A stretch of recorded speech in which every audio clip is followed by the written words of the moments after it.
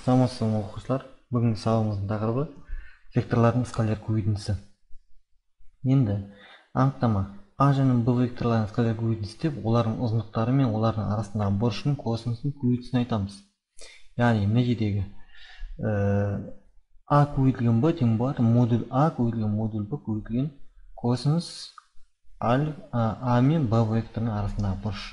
Яғни екі вектордың арасындағы бұрыш деген сөз.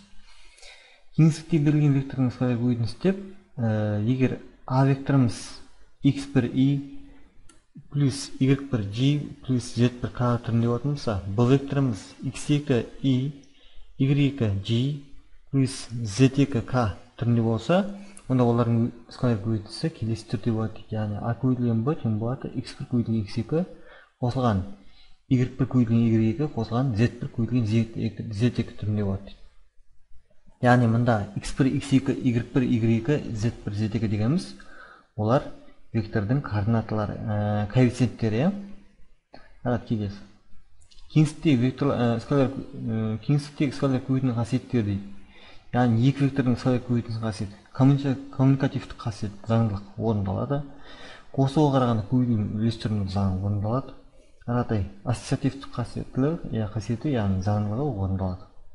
Яғни біздер бұны векторлардың жазықтағы скалар көбейтісін өткен кезде өткен болатынбыз. Дәл сол қасиеттер мұнда кеңістікте де орындалатын болды. Енді мына жерде мысалды қарастырайық. Векторлардың скалар көбейтісін тап дейді. Ол үшін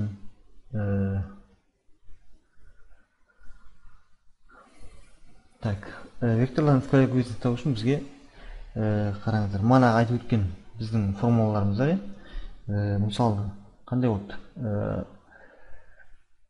А векторы көбейтілген Б векторы ол тең болды бізде модуль А көбейтілген модуль Б көбейтілген косинус альфа деп немесе беттік.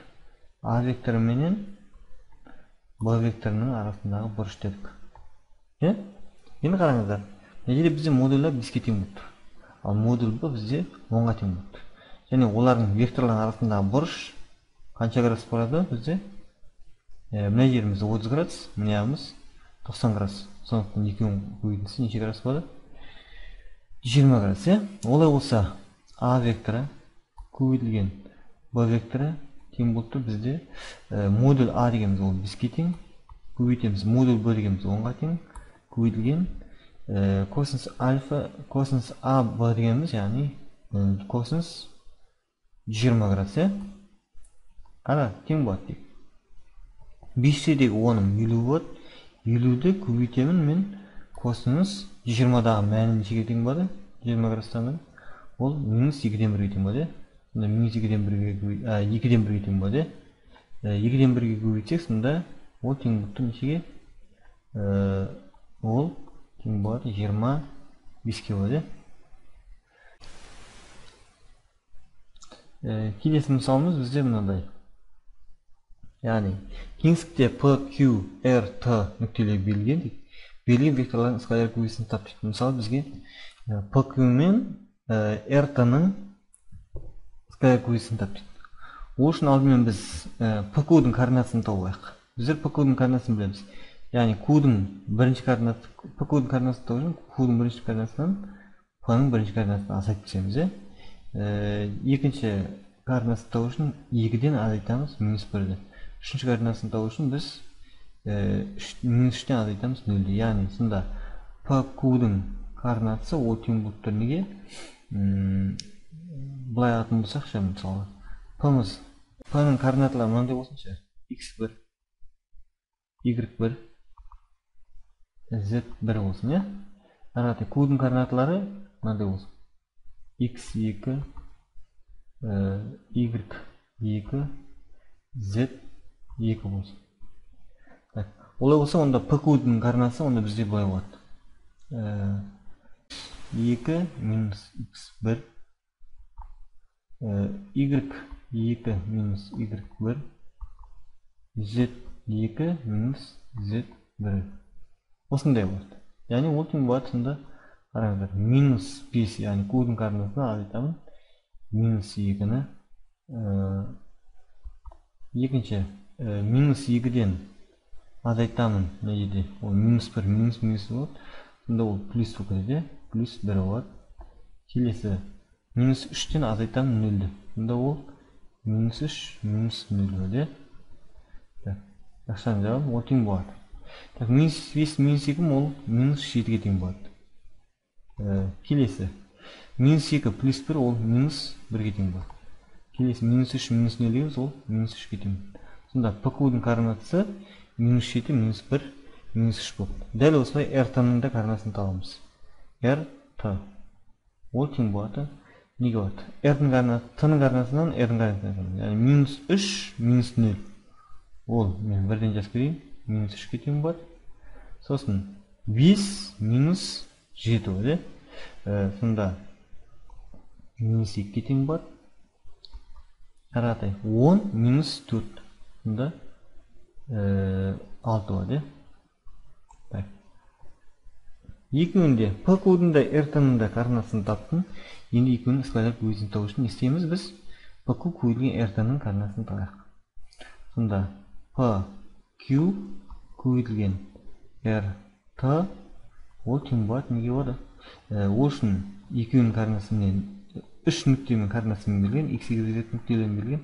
Олай болса сәйкес координаталарын көбейтіп қосам. Сонда минус 7-ні көбейтемін минус 3-ге қосу. Минус 2-ні минус 1-ге көбейтем. Минус 1-ді, яғни минус 2-ге көбейтем. Қосу. 6-ні минус 3-ге көбейтем. 6 көбейтілген минус 3. Ол тең болады. Сонда неше болады? Минус 7 минус 3 ол 21-ге тең болады. Қосу. Минус 2 минус 1 ол 2-ге тең болады. Және 6-дегі минус 3 ол 18-ге тең болады. Тең болады. Сонда 23, 18 айтам, ол 5-ге тең болады. Сонда ПКУ РТ ол тең болды. Некеге скалярдық көбейтісі? Ол бізде 5-ге тең болды.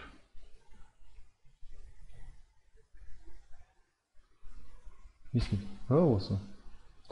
Келесі еттік. Үшінші мысал бізде мынадай. А және Б векторларының скалярдық көбейтісін табыңыз. Яғни мынау ИДК-мен берілгендей тұр. ИДК-мен берілген болса, біздер онда бірінші А векторының координаталарын табайық. А векторының координаттары, яғни бізде А былай жазамыз. А векторының координатасы ол бірінші коэффициенті бізде 3i болғандықтан ол x-ші коэффициент, яғни 3-ге тең болады. Келесі. Екінші коэффициент минус 5g болғандықтан оның тек қана g жазбаймыз. Үшінші коэффициент плюс 7k болғаннан кейін тек қана 7-ні жазамыз. Аратай Б векторының координаталары тек қана i дейді. Олай болса бірінші коэффициент бізде ол 1-ге тең болады. Екінші 2g дейді плюс, сондықтан таңбасы 10 болғандықтан 2-ні өзін жазамыз.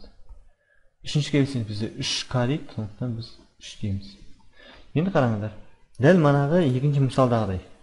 А векторының Б векторы сәйкес координаталары көрсетілген. Олай болса скалярдық көбейтісін табу үшін біз тек қана сәйкес координаталарын көбейтіп қоса қоямыз.